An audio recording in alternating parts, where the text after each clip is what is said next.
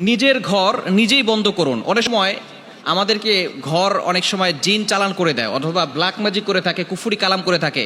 ঘরের যে মানুষগুলো আছে অসুস্থ অবস্থায় থাকে, ঘরের ভিতরে অনেক দেখা যাচ্ছে যে শুধু ঝগড়া লেগেই থাকে। স্বামী স্ত্রীকে সহ্য করতে পারে না, স্ত্রী স্বামীকে সহ্য করতে পারে না, সন্তানগুলো পিতামাতার কথা শোনে না, এবং দেখা যাচ্ছে সব সময় একজন আরেকজনকে সহ্য হয় না, শুধু ঝগড়া লেগেই থাকে, একের পর এক অসুস্থতা লেগেই থাকে। ঘরের ভিতরে যদি কেউ ব্ল্যাক ম্যাজিক করে অথবা জাদুটোনা করে, তাহলে এই ধরনের সমস্যা হয়ে থাকে। অথবা যদি জিন এরকম ঘরের ভিতরে ডিস্টার্ব করে, তাহলে নিজের ঘর নিজেই বন্ধ করতে পারবেন। কোনো বাবার কাছে যেতে হবে না, এবং কোনো হাজিরা দিতে যেতে হবে না। অনেক সময় আমরা হাজিরা দিতে যাই যে আমাকে একটু হাজিরা করে দেখেন যে আমার এখানে কোনো কিছু ঠিক আছে কিনা। দেখা যাচ্ছে যে হাজিরা করতে গিয়ে দেখে যে কোনো জিন টিন নাই, সেখানে একটা জিন চালান করে দেয়। এরকম হয় কি হয় না? এবং পরবর্তী সময় দেখা যাচ্ছে জিন চালান করে দিয়ে, ডিস্টার্ব করে দিয়ে তাদের কাছ থেকে টাকা খায়। বলে যে এখন যদি 5,000 টাকা, 10,000 টাকা, 50,000 টাকা না দেন, তাহলে কিন্তু জিন আর আসবে না, জিন আপনাদের ওইখানে থাকবে আর ডিস্টার্ব করে থাকবে। এভাবে টাকা খায়। এরকম অনেক ফকির, এরকম অনেক বাবা আছে। খবরদার, আপনি কোনো ভণ্ড বাবার কাছে যাবেন না। আপনি নিজের ঘর কোরআনের আয়াত দিয়ে নিজেই বন্ধ করবেন। আমি আজকে চমৎকার একটা আমল আপনাদেরকে শিখিয়ে দিব। কোরআনের ভিতরে সব কিছু রয়েছে। আল্লাহ তাআলা পবিত্র কোরআনুল কারীমের ভিতরে নিজে বলে দিয়েছেন। 15 নম্বর পারার 9 নম্বর পৃষ্ঠার 2 নম্বর লাইন, সূরা বানী ইসরাঈলের 82 নম্বর আয়াতে আল্লাহ তাআলা বলছেন, ওয়া নুনাজ্জিলু মিনাল কুরআন মা হুয়া শিফাউ ওয়া রাহমাতুল লিল মুমিনিন। আল্লাহ তাআলা মুমিনদের জন্য কোরআনটাকে রহমত স্বরূপ, শেফা স্বরূপ নাজিল করে দিয়েছে। অনেক সময় আমাদের ঘরের ভিতরে এভাবে ব্ল্যাক ম্যাজিক করা হয়। যদি কেউ ব্ল্যাক ম্যাজিক করে, তাহলে আপনি এই ধরনের কাজ করতে পারবেন। নিজের ঘর নিজে বন্ধ করবেন। কিভাবে করবেন? প্রথমে আপনি অজু করবেন। অজু অবস্থায় পবিত্র হবেন। অজু করে এরপরে আপনি 4টি পেরেক নেবেন। লোহার যে পেরেকগুলো আছে, 4টি লোহার পেরেক নেবেন। প্রথমে আপনি অজু করবেন। অজু করে আপনি একবার আয়াতুল কুরসি, একবার সূরা ফাতিহা, একবার সূরা ইখলাস, সূরা ফালাক, সূরা নাস। কি বললাম? একবার আয়াতুল কুরসি, একবার সূরা ফাতিহা, একবার সূরা ইখলাস, একবার ফালাক, একবার নাস। এগুলো পড়ে বুকে ফু দিবেন এবং হাতে ফু দিয়ে পুরো শরীরকে মাসাজ করে দিবেন। এরপরে আপনি সূরা বাকারার প্রথম 10টি আয়াত তেলাওয়াত করবেন। সূরা বাকারার প্রথম 10টি আয়াত তেলাওয়াত করবেন।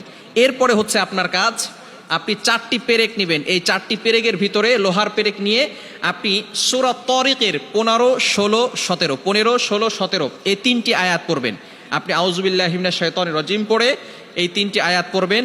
30 নম্বর পারার 11 নম্বর পৃষ্ঠার 14-15 নম্বর লাইনে রয়েছে সূরা তারিকের 15, 16, 17। এটা ইন্নাহুম ইয়াকিদুনা কাইদান ওয়া আকিদু কাইদা ফামাহহিলিল কাফিরিনা আমহিলহুম রুওয়াইদা। এই চমৎকার 3টি আয়াত, সূরা তারিকের শেষের 3টি আয়াত। ইন্নাহুম ইয়াকিদুনা কাইদা ওয়া আকিদু কাইদা ফামাহহিলিল কাফিরিনা আমহিলহুম রুওয়াইদা। এই 3টি আয়াত আপনি সুন্দর করে এভাবে 25 বার পড়বেন। একা টানে আউযুবিল্লাহি মিনাশ শাইতানির রাজিম পড়ে 25 বার পড়ে আপনি একটা লোহায় ফু দিবেন। এরপরে আপনি আবারও 25 বার পরে আরেকটা লোহার পেরেকে ফু দিবেন। আবারও 25 বার পরে লোহার পেরেকে ফু দিবেন। আবারও 25 বার পরে লোহার পেরেকে ফু দিবেন। এভাবে 25 বার 25 বার 25 বার 25 বার পরে আপনি 4টা লোহার পেরেকে ফু দিয়ে এই পেরেকগুলো আপনার ঘরের 4 কোণায় গেঁথে দিবেন ইনশাআল্লাহ। তারপরে আপনার ঘর বন্ধ হয়ে যাবে। ওই ঘরের ভিতরে কোনো ব্ল্যাক ম্যাজিকে কাজে আসবে না, কোনো জিন জাতি কোনো ক্ষতি করতে পারবে না।